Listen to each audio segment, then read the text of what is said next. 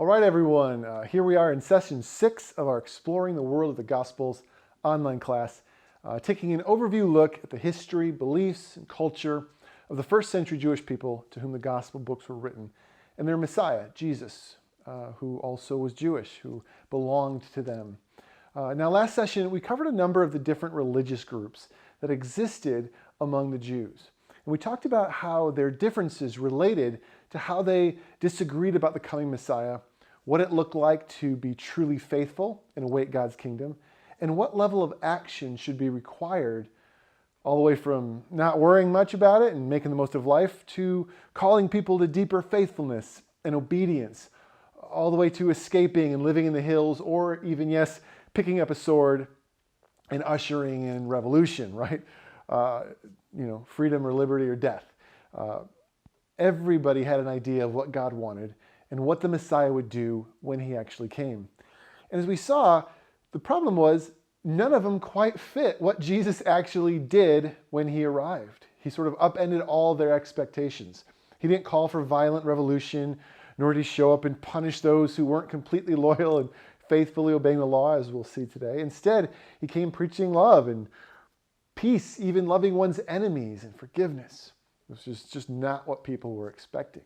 So the people who were waiting for the Messiah to come and to reward them for being loyal and faithfully obeying God and to punish those who weren't found themselves at odds. For Jesus showed up and started hanging out and loving on those sinners and lawbreakers, even Roman sympathizers, inviting them to join him and to be his disciples. Like, what is going on?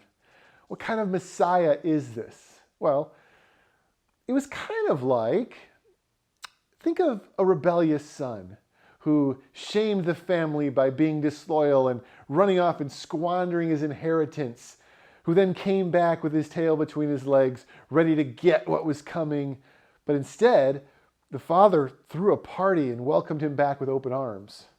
So, of course, the older brother, who had been doing everything he was supposed to and faithfully serving the father his whole life, got upset.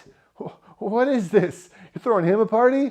I'm the one who's been faithfully serving while he was off being horrible and dishonoring you. This isn't right. This is wrong what you're doing.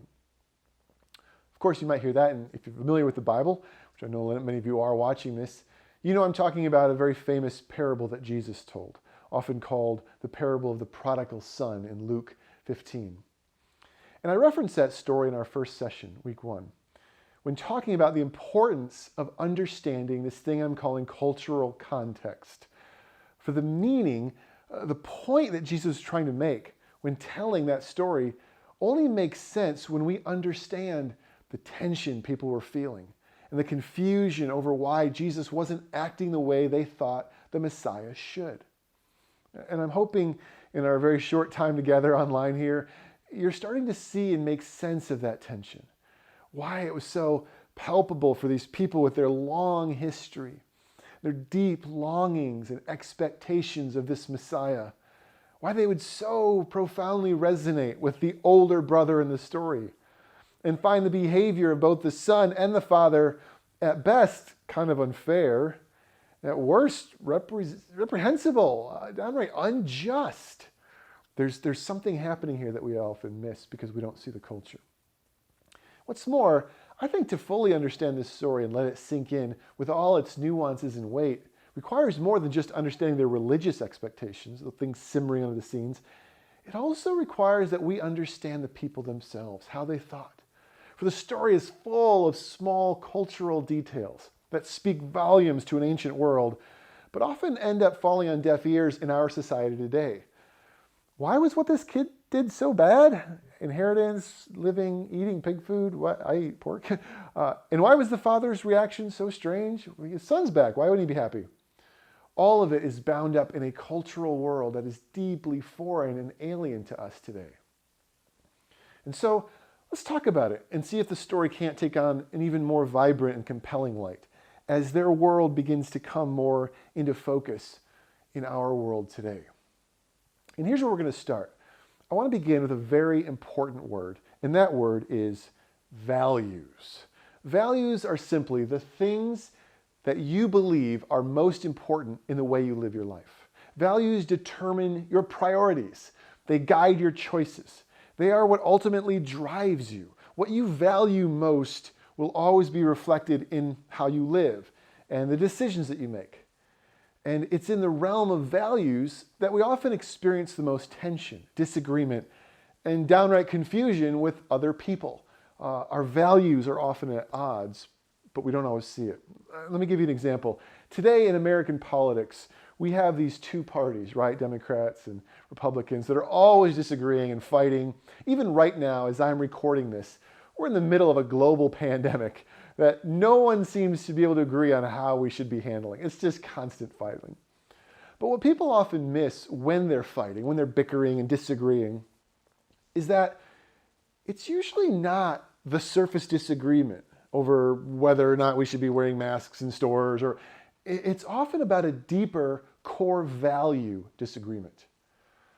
For the key divide of what we call maybe liberal versus conservative here in America in our politics often boils down between the clash of one value, say personal liberty and freedom, a core conservative value, against the value of what might be described as the common good of a whole society, a more liberal core value. And whichever of those two values is more dominant for you personally will likely push you to one end of the political spectrum and reveal itself in your opinion of how we should be handling the pandemic, because values drive us. Conservatives want liberty, liberals want best for society. Who's right, who's wrong? It's just values, right? And that's why anytime I talk to a single person thinking about getting married, I like to say the most important thing is that you guys share values. The rest is details. If you don't share values like the role of God in your life, how to handle money, what success and happiness actually looks like to you, how do you value those things?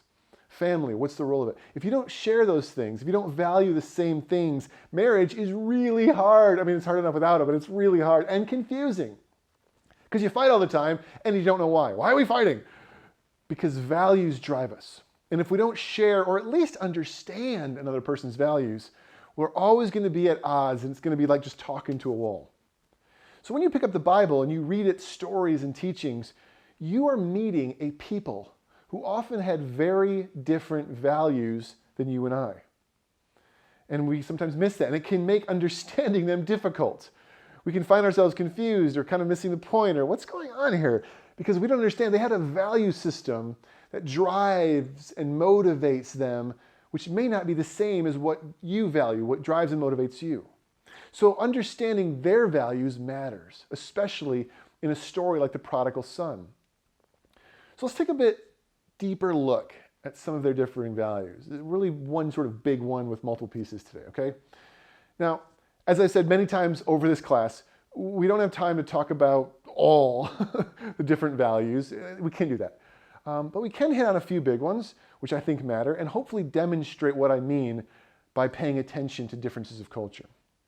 And one of the biggest differences in the value system of the ancient world and how it's different from us today is simply what I would refer to as group identity. Now, let me just say up front, this is going to take some effort to get your mind around. I've been studying this for a while. I still struggle with it. The reason is it's so different. This is proof that it's a very foreign value to most of us today. For you and I live in what could easily be called an individualistic society. What I mean by that is we value the right of the individual person to live their life as they see fit. Just look at our Bill of Rights, life, liberty, pursuit of happiness. Those are very individualistic, aren't they? You have the right to your personal life, to live it how you want and do whatever makes you happy. That's America. Follow my dreams, do what's good for me, what will make me happy. We ask questions about our own personalities, discovering our true selves. We talk about picking our dream careers and finding our soulmate, right?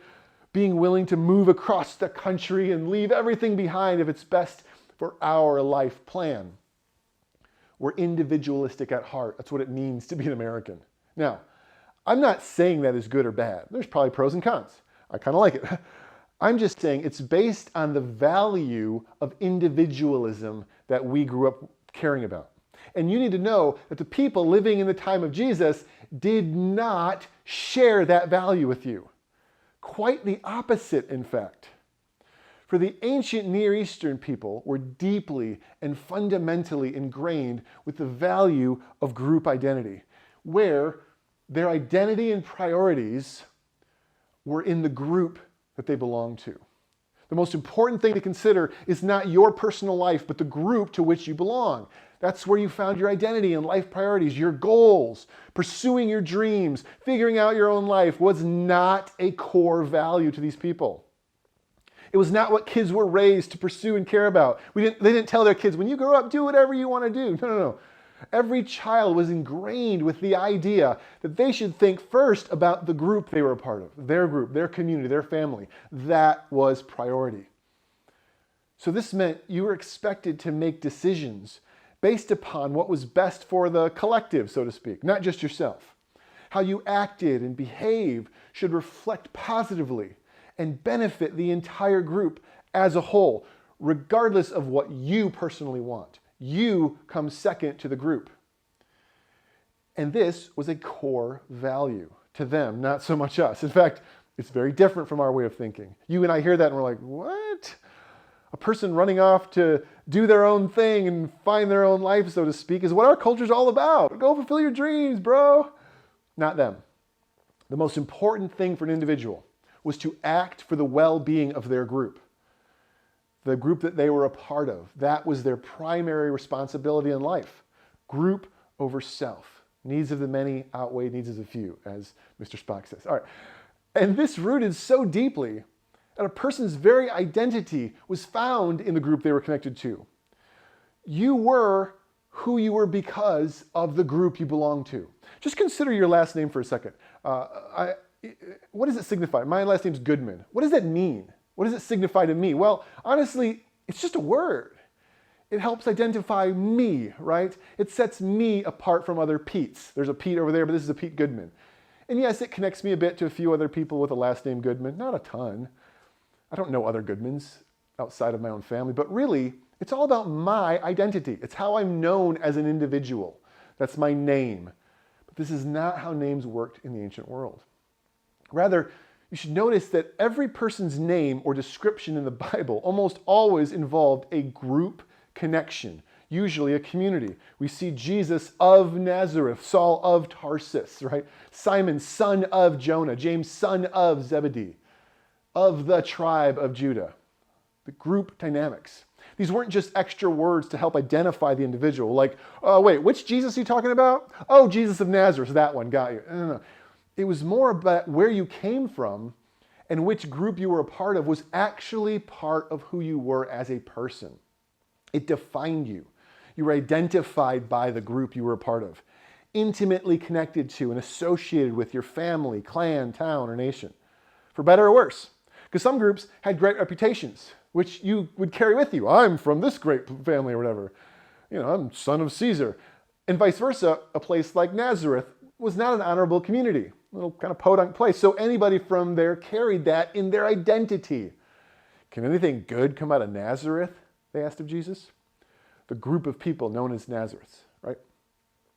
So what this all means is that a person's primary allegiance, loyalty, responsibility was not to their self, but to the group they were a part of. Thus, a son running off to do his own thing was completely contrary to how people were expected to behave. It was treacherous, cowardly behavior that should be punished, looked down upon. Whoa, oh, terrible. He's putting himself ahead of the group. You don't do that. That's not American, is it? Now, to be clear, this doesn't mean that they were just all about other people and everybody else mattered in general. No, actually, it was about your own group, the one you were a part of. So the question of who was in your group was often debated. And once you knew your group, this people, these people, those were the people you helped. You had no obligation to anybody else.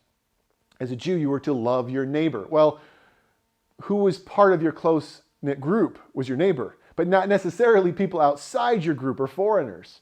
The whole idea of compassion was all about showing kindness to your group, your family, what you connected to, not strangers. So the basic question, who is my neighbor, the people I'm supposed to care about and put ahead of myself, was often at the heart of arguments and something Jesus spoke into and addressed, you're probably familiar with.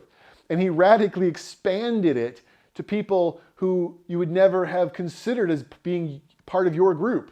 Like, you want me to consider him part of my group and love him? Wait a minute. He expanded the group identity.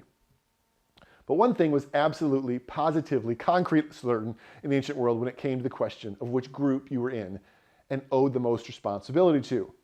You could question who constituted a neighbor, but your primary group identity and loyalty always, always, always started with your family. Your family was the primary. And this makes perfect sense, really. For in a society that values group identity, no group is more obvious and directly connected to you than your family, right? So that relationship was easily the most important of all, family. It was the center of life in the ancient world, from which everything else sort of came out of. All other relationships and priorities were secondary to family. They were your primary group. They defined you. They determined your life. Your name was son of so-and-so, good or bad. And your membership in and participation in the family demanded your utmost loyalty. You were expected to work for the good of your family above all else. Family first. Now, even here, when we speak of families, because of different values and culture, you got to make sure that we aren't letting our own modern day idea of family skew us a bit. Again, they're easy to do. In America, we say family, we're usually referring to like small 4 to 6 people groups that live in a house together. Maybe a few close extended family members you see occasionally. That's not what family meant in the ancient world. Families were more like small communities unto themselves. For one, they were large and they were composed of a lot of people. Multiple related and extending family members together made up family. And these big families could have many children, would live together, extended families all connected and seeing each other as part of the same group. The house or household could be 30 plus people or more, and a collection of homes and rooms sort of all fit together or living by each other. Oftentimes, extended families would connect their homes both out of relational or financial reasons, as well as to celebrate Sabbath, because you weren't, long story. Or at the least, stay living in the same community. So family meant all these people, cousins, uncles, everybody was family. And being part of a family was to be part of a large, extended group. So the people who would have witnessed this little issue between the father and the prodigal son would have actually probably been close neighbors and family, all related. They're experiencing it too. They were all affected by the son's actions, because family is this whole community you're living in, probably. And second, families were what we call patriarchal. Now, what I mean by that is one person, usually the oldest father, was in charge of everyone. And he might not actually be your own dad, but could be your grandfather or uncle. Remember, a family could include extended families. You may be the cousin and the patriarch is your uncle. But either way, he was in charge of everything. Everything that happened in your group, this one figure was the boss. And as the head of the household, he demanded utmost respect and obedience. That was their culture. They're a group. He's in charge of the group. He's the person I listen to. It was like a small kingdom of sorts, right? Every family was. So children were taught from infancy, respect your parents, guard the inheritance of the family and the land, while ensuring the honor of the family was protected. Family was everything, because it was your name. It was through the family that tradition and learning were passed down. And the whole group either rose or fell. All members were expected to work for the good of the family and uphold the family's name, do nothing to hurt it. And it started with honoring and obeying the father, the patriarch. So a story about a son blatantly saying to the patriarch, I kind of wish you were dead, give me my inheritance, money that was meant to lift up the whole family, and wasting it by running away and doing his own selfish thing. This was one of the worst things a person could do in the ancient world. He could have been stoned for that action. When he comes back and he's like, uh-oh, literally the family could have rose up and stoned him. It was an attack on the group together, not just the father. Which, another side note, it has to be pointed out that Jesus himself often said and did things that would have ruffled the feathers of some of this family tradition value thing. He often would say things that appeared to almost put himself above family. And Christianity as a whole messed with this group membership and identity, whereby your family wasn't just your brothers and sisters, but those who did the will of the Father. Yes, Jesus actually said that. Who are my brothers and sisters? He was messing with family. And the church would act it out, replacing the normal family and town group loyalty with loyalty to a group of people who had nothing in common except for loyalty to Jesus. Like, we're not really family, we just both believe in Jesus. Okay, we're family. So next time you read in the Gospels, think about how a person who believed their loyalty to their family was utmost would have heard Jesus saying to be more loyal to him, to leave your family, to follow him and join a new group. That's heavy stuff. Now, we also know in the ancient world that everyone in a household would actually practice the same religion as the head of the household. So you weren't just part of a family, your religious beliefs were related to your family. You weren't supposed to stray from that religion, the practices of your father, patriarch.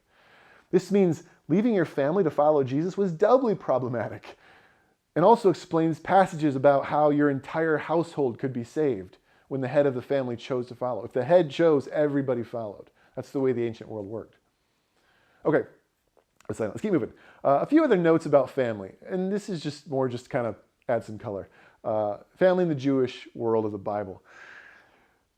Connected with supporting the group, people also held to the value of divine order. And this is going to make you a little uncomfortable, but why not? Seeing a particular way groups and families should be arranged based on how it's all meant to be.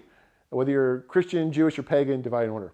This kept things very hierarchical. You obeyed the head of the group because that's the way things are supposed to be. Don't question it. It's just the way of the gods. And each person had a role to play in the group, that it was assigned by God or the gods if you're a pagan. So know your role, stay in your lane, and do what you're supposed to do. Make sure the group succeeds. We'll touch on that more next session, but I want to notice how this affects families. Stay in your lane, do what you're supposed to do. First, the divine order meant since the man was created first, he was the head, he was in charge. And that would have some serious consequences. That which comes first is superior in the ancient culture. Older was better. And again, all roles were very distinct in the family according to divine order. With the household, the husband working in the fields or the craft, the wife being at home, caring for the family. That part sounds so good, but it can get a little, let's look. First, when it came to marriage itself, men would often wait longer to get married, sometimes into their mid to late 20s, in order to be financially stable, to prepare a home for the family. The man would need to work and build up some money so he could start the family and take care of it. He would do that among he would go and prepare a place with his father, his other family. This means a young man in his 20s would have a choice to stay home and work hard and build and prepare, or go off and squander it and be wild in his 20s and be stupid. Case in point. But once again, once ready for a marriage, it was a big and important deal. Marriages would be arranged by the father, the patriarch, and often with girls between 12 and 16 years old. So there'd be a massive gap usually, creating its own group of problems. The girl would be way less mature, and it was thus a husband's job to care for and provide for. She had no options. She would move out of her house into this guy's home at barely the age. It'd be up to the husband to educate her. She probably couldn't read if he wanted to. She had almost no rights and would be in a lot of trouble if he left or died, and there were a lot of widows because he was older. It was more common that a younger girl would be widowed. But once the decision to marry was made, there would be a break between the agreement between the fathers, the prices would be set, and the actual wedding while all the details are worked out. We see this with Mary and Joseph as she got pregnant between the agreement and the actual wedding. Now, this, not coincidentally, mattered because pregnancy was a big part of all this. Pregnancy was a big part of all this. Here's why. Once a girl got pregnant, if she wasn't married, she lost her value and brought shame to the family. Premarital pregnancy was something you desperately wanted to avoid. It was a terrible thing in those days.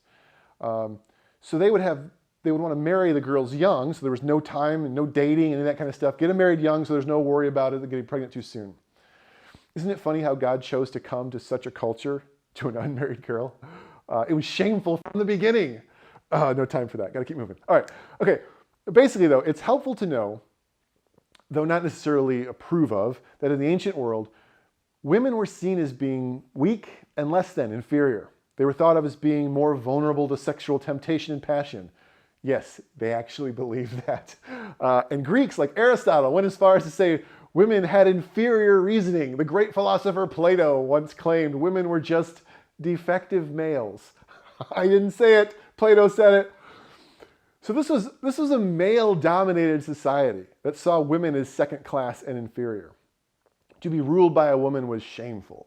They needed to keep to their God-given role as subservient and beneath men. And that wasn't just Jewish or Christian. The whole world thought that way.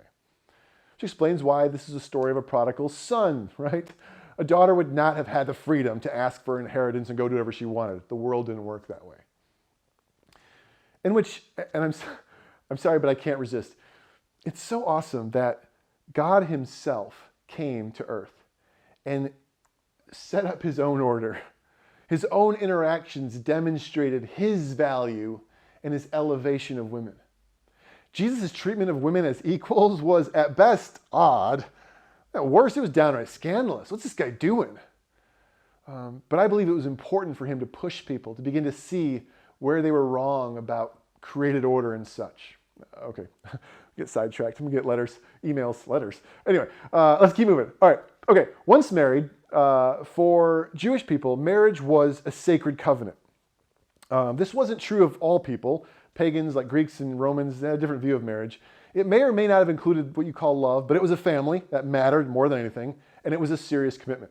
Despite how the pagans may have treated it, Jews believed marriage was serious. Monogamy was expected among Jews, despite it not being an issue for Greeks and Romans. Sleep with whoever you want.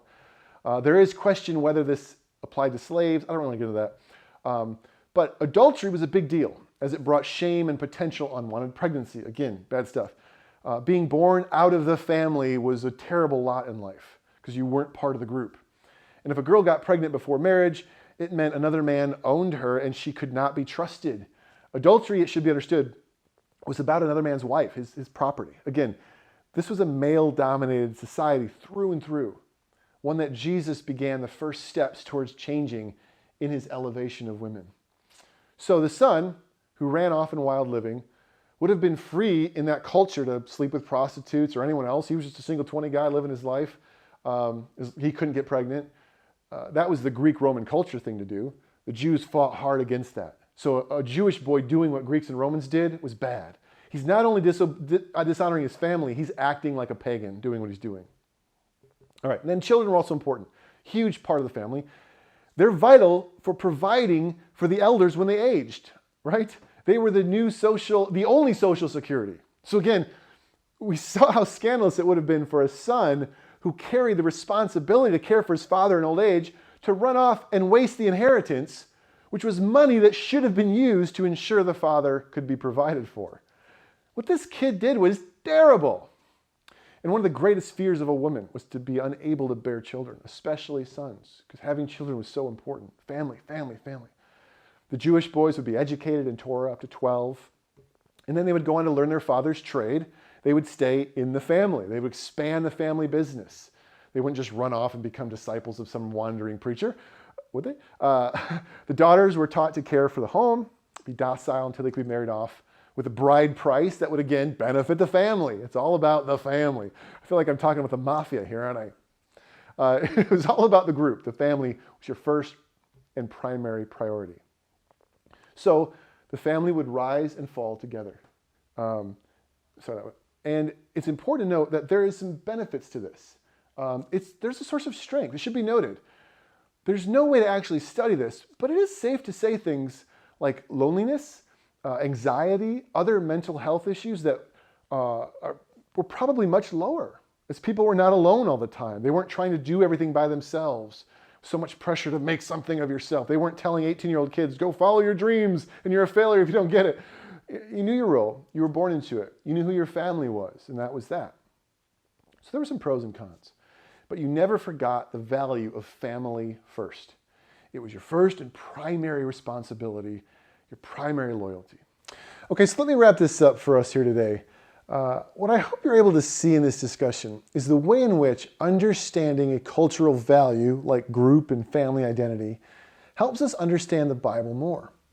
For all of this shows us how, when Jesus wanted to make an extreme point about the seemingly unjust and unfair forgiving of an unfaithful Jewish person, he told a story about an extremely unjust and unfair forgiving of a son who massively violated the social order and failed at what was expected of him, putting his own family at risk. You see the connection? Now, I've often heard the story of the prodigal son taught and explained kind of as, no matter what you've done, you can come back and God will forgive you.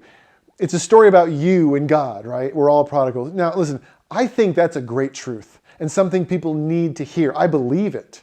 It's part of the story. It's worth celebrating and reminding ourselves. However, it's not the story. It's actually only an individualistic society like us that would read the story of the prodigal son and think it's a story about me and my relationship with God. It's a subpoint to the story, but not why Jesus told it. The audience of that story was not the individual son who ran away. It was the older brother, the family who was upset and angry at his leaving, and the father's unjust response to his return. The story is actually about the group, which had been so profoundly impacted by the behavior of a few individuals. The needs of the many were sacrificed by the selfishness of a few, and people were rightly upset. Unfaithful Jews, disloyal to God, who were not obeying the law, were affecting the whole family, the nation of Israel, because it was keeping God's kingdom from coming for everyone. Remember, blessings for the whole nation or curses for the whole nation. The group, all Jews, were being hurt by individuals who were not being loyal and faithful to God. The Messiah then was supposed to come and throw a party for the faithful Jews to celebrate the older sons who had been living his life to uphold the honor and well-being of the family, and to punish the bad son who had risked everyone's good for his own selfishness. That was what it was supposed to be. And yet, when the Messiah finally came, instead of giving the bad son what he deserved, which would have been standing up for the whole group, he loved and forgave and welcomed the treacherous ones back into the group. What was Jesus doing, loving and forgiving these people? That's not how it's supposed to be. This was scandalous. It seemed unjust and unfair. No wonder people were upset. This story would have really hit home. It would have angered people because they were already angry seeing what Jesus was doing. But then we see it all right there at the end of the story. When the father approaches the oldest son and he says this, he says, "My son, you're always with me. Everything I have is yours." But we had to celebrate and be glad because this brother of yours was dead and is alive again. He was lost and he's found. Brother. Jesus is reminding the group that, yeah, you can worry about what's just and fair. I get that. But it's missing the point of family. The response of the Father shows that we should be celebrating because someone that we are supposed to love, because they are part of our group, our family, was dead and they're now alive. Why are we getting upset that our family is justice? We should love these people. Yeah, they hurt the group, they messed up, but let's think about the fact that they matter to us. He's your brother. He was dead and he's now alive. And these unfaithful Jewish people are becoming faithful again, which is what it was always about. It was never just about who's right and who's wrong. It was about people finding life. And you've never left. And all that I have is yours. I love you and I'm proud of you. But today is a day to celebrate for both of my sons.